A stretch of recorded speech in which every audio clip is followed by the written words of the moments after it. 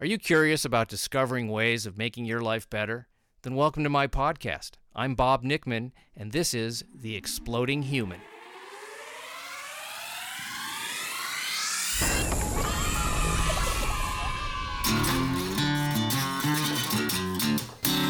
Listen in while I talk with all kinds of people in the fields of personal growth, health and healing, alternative therapies, psychology, spirituality, environment, and the future. I'm looking for those answers that make life better for everyone. You'll meet cutting-edge practitioners, doctors, artists, filmmakers, business people, and those who have overcome challenges. The brave, the curious, anyone who is out there helping us humans to explore, expand, and explode.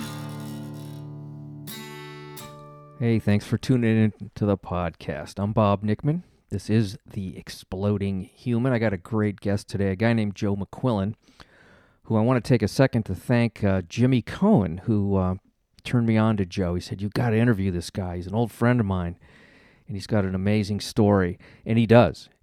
And I wanted to read, Joe's written a book, and this book is about a couple-year journey that he's had since the passing of his son. And I wanted to read you some of the summary that he has written, and then we'll get into the interview. So this is what Joe says. "On the morning of January 3rd, 2016, my world was turned inside out forever. I received a call from a lake house in Wisconsin that my son and 3 of his friends were missing. After a celebration marking the end of Christmas break from college, the boys jumped in a canoe and paddled out on the icy lake. They never came back. My heart was broken, and my soul was crushed. How could a vibrant 21-year-old not be coming home? How could a loving God do this? How could he do this to me?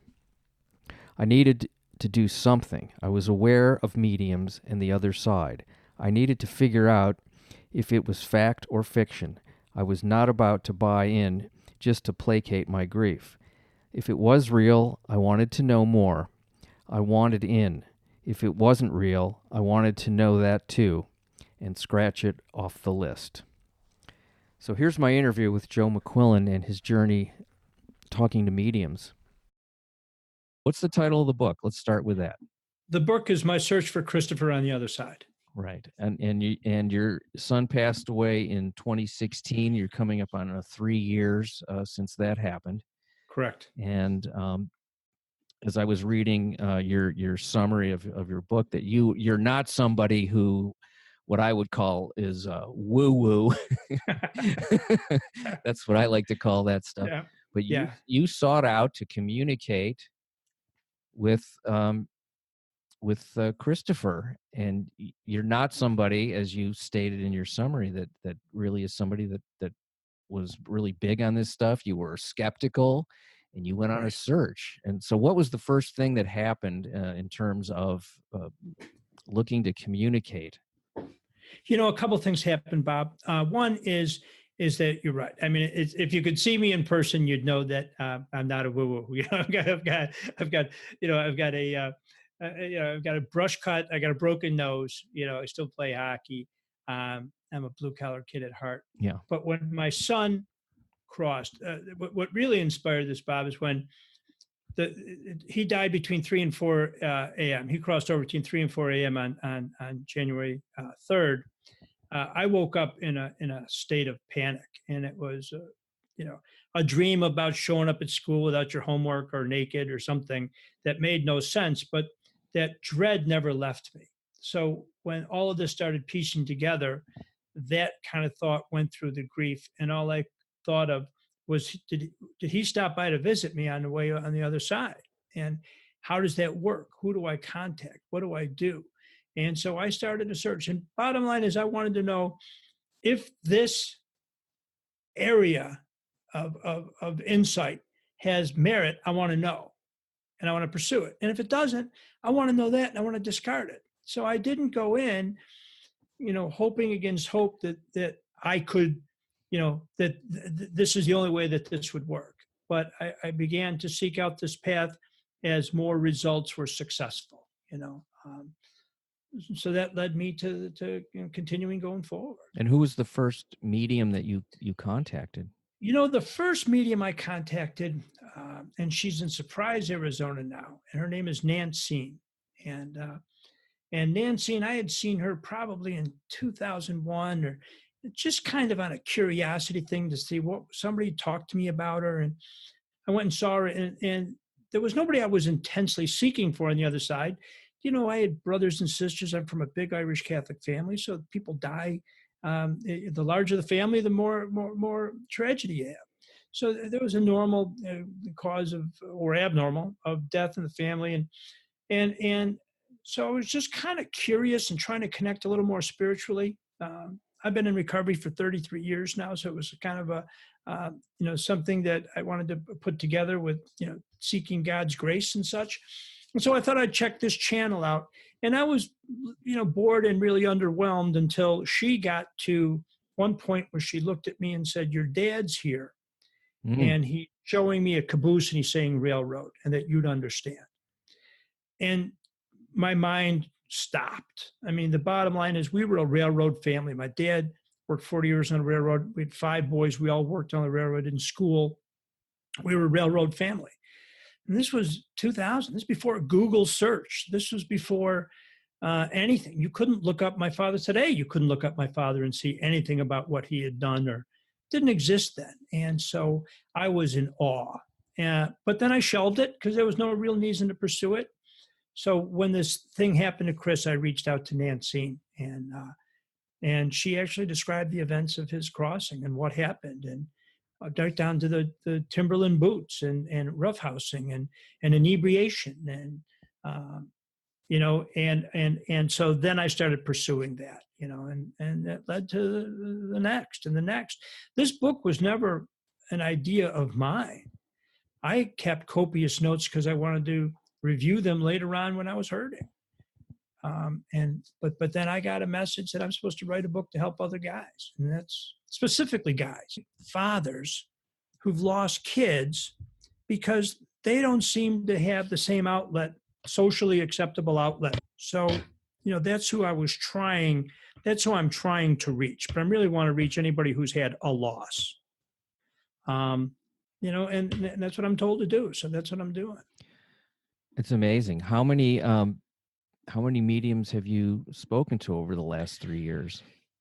6, 7. There was Nancy. There was the first one I did in person, who's become kind of a pal. Andrew Anderson are kind of pals.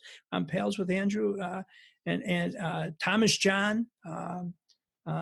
Who's famous. He's got his own TV show. So 6, 7, some local, some big time, all amazing and all gifted.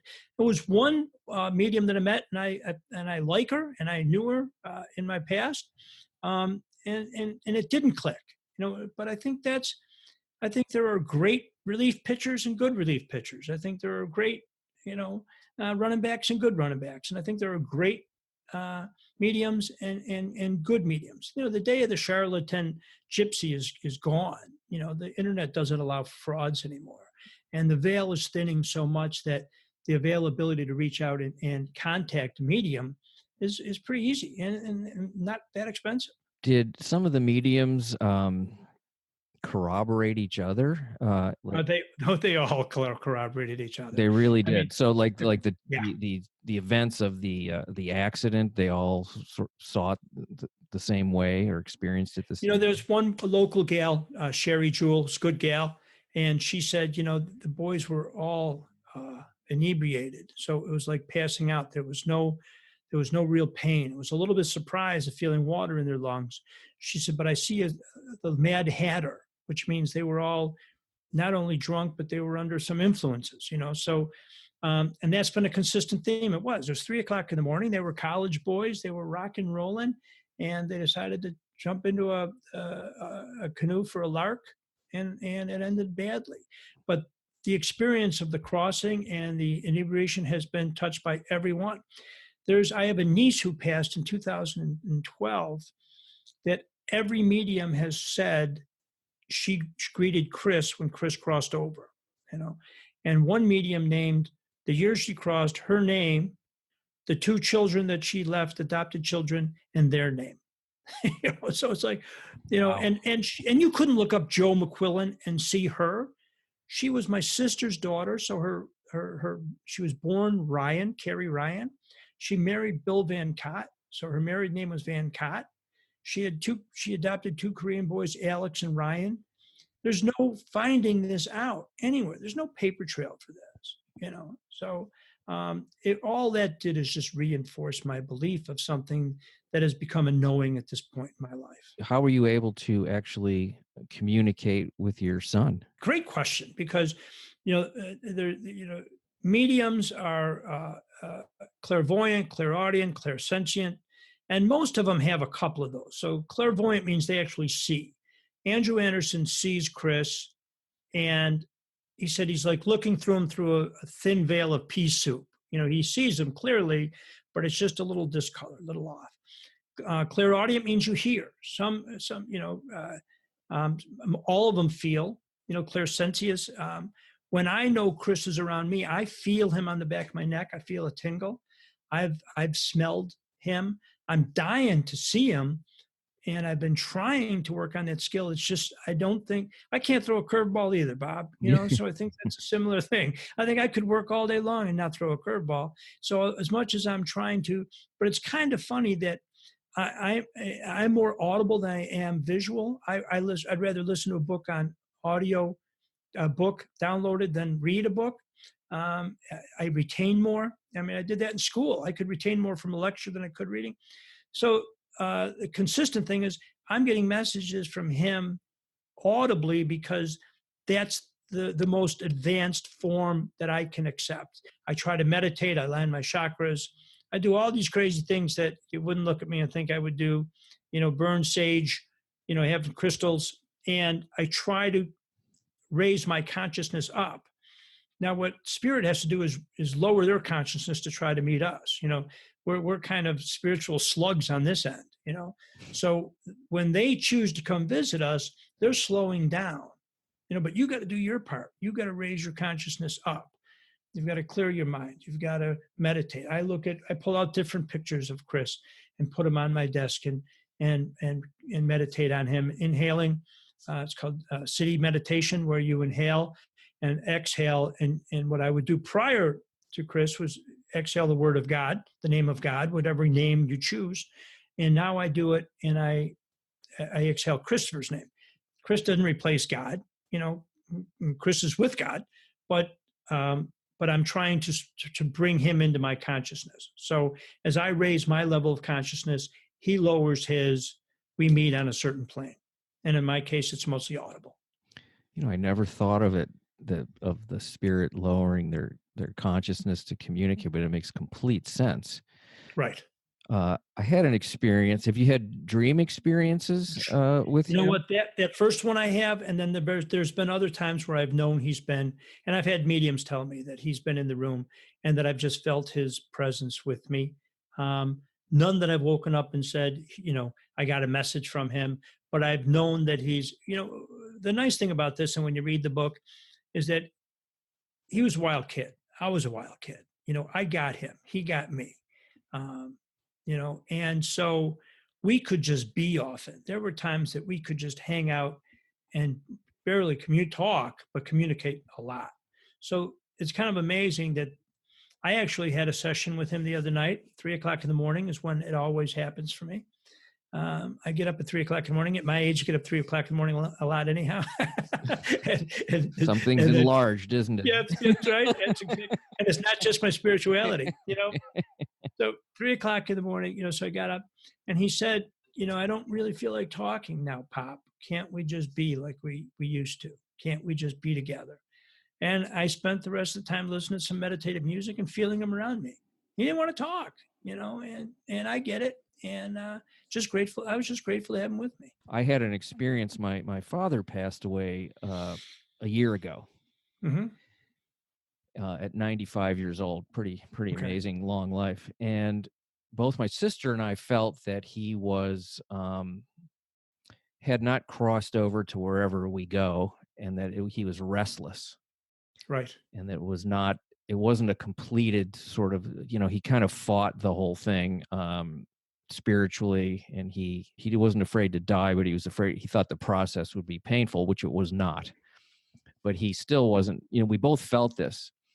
And I was sort of felt kind of disturbed because I did feel it. And after a number Yeah. of, I don't know, maybe 10 days, I was sleeping having a dream one night, and my grandfather, who was my mother's father, I was in a house, a very old sort of wooden house with this beautiful wooden staircase, and there was a curtain, and I was sitting in a chair, and this curtain parted, and my grandfather walked down the stairs. Now, he died when I was 16, which was, almost 50 years ago.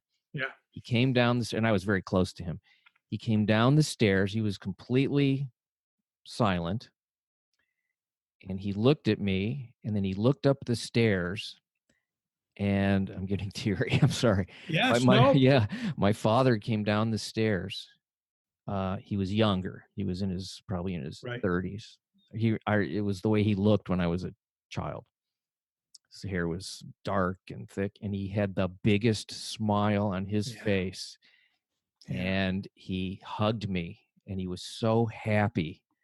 And I went, "Oh, he did it. He's there. He's with my grandfather. He's with all those people." And it wasn't, to me, it's not a dream. To me, that's an No. experience, because it Right. still lives with me.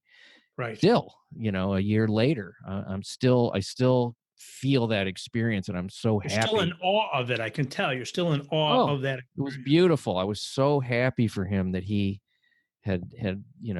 was this timeless, happy person, because the end of his life was not that pleasant in terms of his, physical health and all that stuff. So it was just an extraordinary thing. He was healthy and happy and vibrant, and I was like, wow. You've had you've had an experience with the other side. I mean, that's, to me, I've done a whole lot of research, and that's really consistent with what happens. I mean, so if you wanted validation, do research what you just experienced. I mean, and this is, believe me, I knew nothing about this before I stumbled on this with the loss of my son, is that when they come to you, they usually come in their prime, whatever their prime was. In my case, Christopher was 21 years old. He was prime, beautiful, looked like Brad Pitt, you know. Mhm. So when he comes to me, it's always, and it probably always will be, as a 21-year-old, your dad's going to come to you, and your grandfather was probably in his prime, whatever prime was. To be honest with you, I'm almost 62. I'm happier with me at 62 than I was ever. This is probably the way I'll come to Mhm. people when I visit them, when I cross. But what it does do is take away, when you buy in, it does take away any fear from crossing over, because we're at boot camp here, Bob. We're in boot camp. We're in 3 a-days. We're in training camp. They're on Maui in a beach hut, having the time of their lives. That's the deal. This is preparation for that. Um, what are we giving up? What are we holding on to when it's time? I've got a lot of work still to do, including this book and talking to fine guys like you. But if God came to me and tapped on the shoulder and said, "Hey, bro, time to go," I've lived a life beyond my wildest dreams, and I get to see my son again. So, how bad a deal is that? And it's in paradise, literally, like palm trees. What do you want? What's your version of paradise? Mhm. My father-in-law was a big hunter, and he comes through in hunting garb because that was his paradise. That's what he loved. Um, that's the amazing thing is the amount of information out there when you need to know, when you want to know, when you're driven to know, is a lot. There's actually a book called, I kid you not, called Idiot's Guide to the Other Side. Oh, I love that. Yeah, I mean, it's wonderful, right? And so you'll page through and go, wait a minute, what about, I wrote this. So what happens with me is a couple times a month between 3 and 4 a.m., always between 3 and 4 a.m., I get the urge to come into the office, you know, set up, turn the computer off so it's no glow, light some candles, write some sage, do some meditating. And then I'll get messages from my son. The first time it was a year in. It was a year after his death, at the anniversary, and he told me, be nice to a certain kid that was showing up. It was his house that the party was at, and I had this resentment that had nothing to do with reality, and so I knew that didn't originate with me because it wasn't in my DNA. I'm Irish. You know what Irish Alzheimer's is, where you forget everything but the grudges. I wanted to hold on to this resentment forever. And yet 12 hours later, I'm at the grave, 20 kids show up and there's him and he's crying and we embrace. Because Chris said, you got to, he was just being him. Let it go, Dad. You got to forgive him. I loved him and he loved me. Now, when you go back and analyze that, you look at that, you say, wow, that didn't originate with me. And that's when you know it's real. In my case, up until weeks before I was finishing the book, I thought it was automatic writing. And it's not. It's called channel writing or spirit writing. Automatic writing happens, but it's an entirely different thing. It's where you go into a trance, you write in a different handwriting you don't recognize. So I had to go back and change every one of the terms that I write about in my book from channel writing to spirit writing, because that's what it is. Mine is, he'll come in and say, hey, Pop, what's going on? It's beautiful here. It's blue. It's like a beach. And then he'll talk, and then he'll talk about his siblings and his mom and what I should do. And he harassed the crap out of me to get this book finished. He wouldn't let me go. He wouldn't let me off the hook. So I felt every keystroke he was with me writing this book. Have the other members of your family communicated with him? It sounds like you were very, very connected to him. I was already, but I was just wondering if the other members of your family, especially since you've been on this exploration, have they had experiences? Yes, my wife has had a few of her own, and we've gone to mediums together, and it's amazing. Went to see a guy named Thomas John, who's this world famous medium. He was in Highland Park, town where Jimmy Cohn's from, or he's from Deerfield, but a town right over. And there's 75 people in the room, and he walked over to us 45 minutes in and said, "Who's got an older brother named Jerry?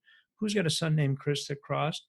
He said, "Wow, your family just keeps showing up. They're kind of scaring me," because he was laughing, but there was so many. And Sally was there, and he looked, he said, excuse me, he said, "Who's Sally?" And I pointed to my wife. He said, no, 100 years old, and her name's Sally. And that was my wife's grandmother made it to 100 years old, and her name was Sally. And so she was here, and she said she doesn't have much to tell you, but she wants you to know that she watches out for you. Now, wait a minute, that's Sally Mickle. There's no connection in names. This guy wouldn't know that, even if he wanted to, which he doesn't want to. He was practicing a craft that he has, a skill that he has. So my son William has seen Andrew Anderson a couple of times and got some amazing messages. One about a tattoo that we didn't know about. Oh, he got his brother's the same tattoo, the family crest. And so and my daughter Caroline doesn't want to talk about it. She's just not ready to embrace it. When she's ready, she will. Is she younger? No, she's a senior in college. Mm-hmm. And Chris has said more than once, when she's ready, I'll be here. I'll help her, Dad. He's commented on her boyfriend, who's an ex-boyfriend now, and he just said, I don't like him. Really? So they do understand what's going on in our lives, and they're not, the humor's the same. If you're a strong personality, then, when we were at Thomas John just a couple weeks ago, he said, you have an older sister, Pat, who died, and she died a couple years ago, my oldest sister. I said, yeah. He said, Christopher's behind her making bunny ears, and that's a typical Chris move, just cracking everybody up. So, we don't change personalities. Think about walking. You're Bob. You walk out the sliding glass door behind you, Bob, to your patio. Yeah. You're still Bob, right? You're still Bob.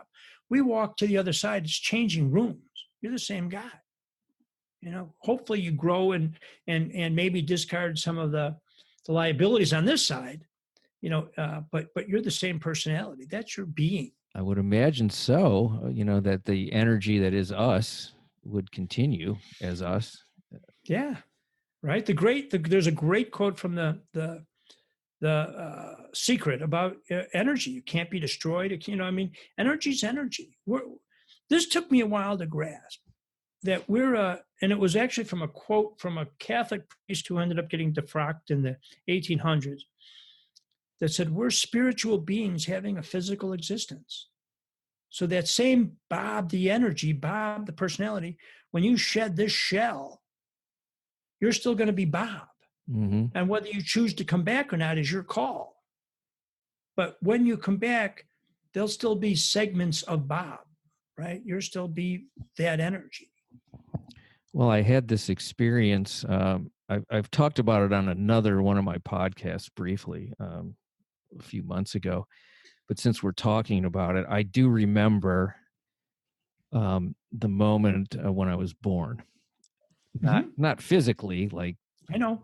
What I remember is being sort of catapulted from this darker place, not dark, psychically or emotionally. It's just physically dark. And it was this high energy, like going from one place to another. It was very high energy. And I remember the first thing was I was frightened. And then there was a moment because of the energy. I was kind of like, whoa. And then the moment was I said to myself, oh, yeah, this again. And I got this huge internal smile. And I remember that. And I remembered it all through my childhood. I never really told anybody about it until later. But I had that experience. And you can't prove it, but it was real for me. And I've always known that. I think what's really cool, Bob, is that you don't realize that what you've just described is very common, that of being born. And there's a trauma. Yeah, no shit. There's a bunch of books that have been written, usually poorly or dryly, about those experiences, but that, when you're coming into this is traumatic, but it's also amazingly common. 70% of people have had some experience with contact with the other side, whether it was your dad's dream, your dream about being reborn into. There's a guy who wrote a great book, Bob Olson, when he was an investigator, and his dad passed, and he wanted to find out if it was real or BS. So he took it upon himself to interview mediums, psychics, and all mediums are psychics, but not all psychics are mediums.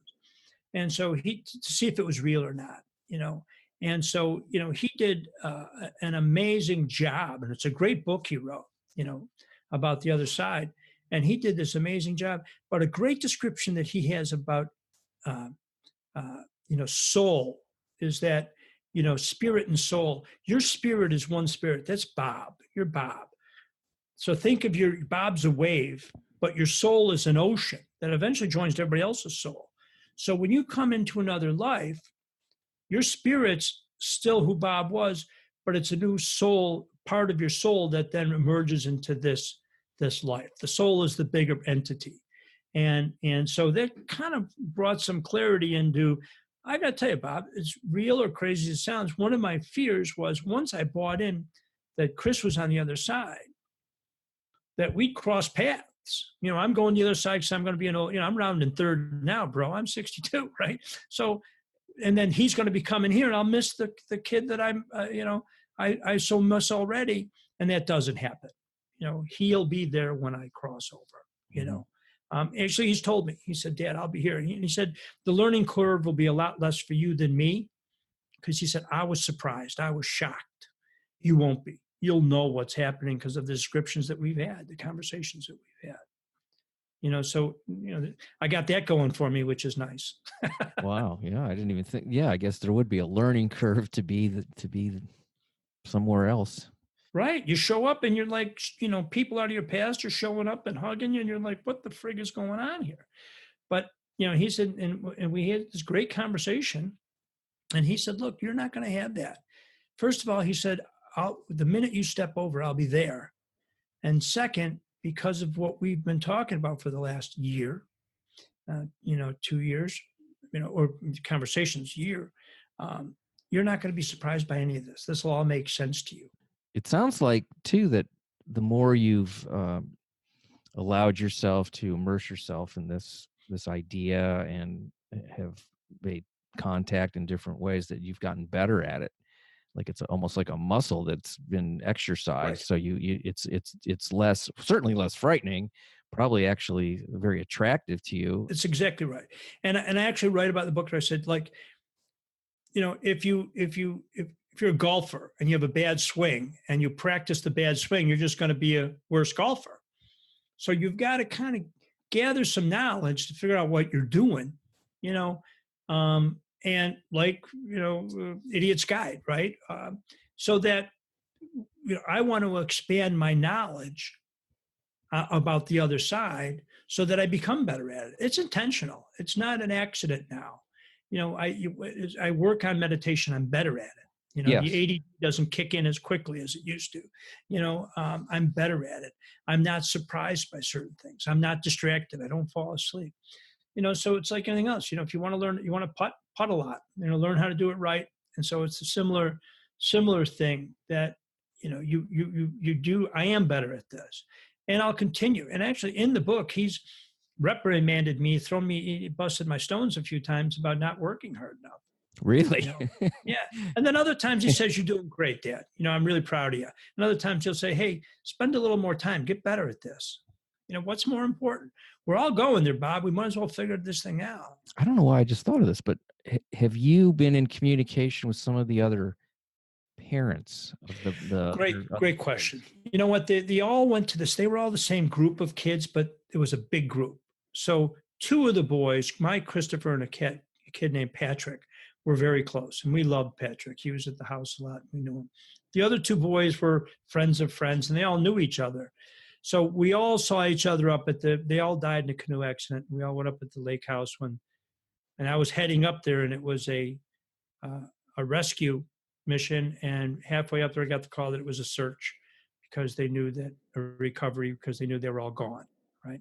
And so I knew that we parents kind of huddled around together, and I'm a bit of a loner in those situations. So I kind of wandered out to the porch and walked around outside, cold winter. So everybody approaches grief differently, so there hasn't been any joint. We attempted, there was one family that, I attempted to be, and they just needed their privacy, and I respect that. So no, but there are other groups of families, parents helping parents online and other things that where people do share their grief, and to some it's an amazing healing experience. Some people, it keeps them in the pain too long. I gave up judging. There was a great movie called Mr. 3000, a baseball movie, and there was a character there called Boca, and every time the main character would say something, he said, "Just do your thing, man. Just do your thing." And that's kind of how I'm approaching life these days, Bob. Everybody gets to do their own thing. Whatever you need to heal, God bless you.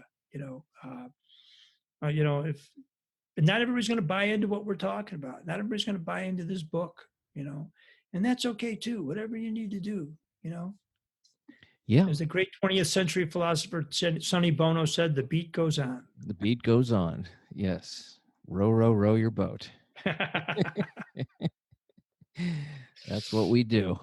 Timeless wisdom. Yeah, it really is. That song has become more profound as the years go on.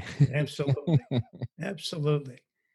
Thank you so much for sharing this. Let the name of the book again. Let's let our people know who are listening. Great. My Search for Christopher on the Other Side. Mm-hmm. It's being published by Janet Hagen Books. She's a wonderful publisher. I adore her. Chris, to be honest with you, grabbed hold of her and wouldn't let go. She actually said, "Okay, I give up. He's not leaving me alone." She said, "I can ignore your phone calls, but he won't leave me alone. So let's do this book." And it's coming out next month, right? December 17th on Amazon. It'll be on Amazon, and eventually, I think Barnes and Noble online. It'll be immediately available through Kindle, and then a couple months down the road, there'll be an Audible version for guys like me who listen better than they read. So. Yeah, I hope that it does really well, because it's an important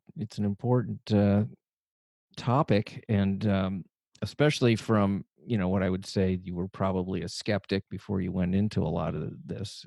You're right.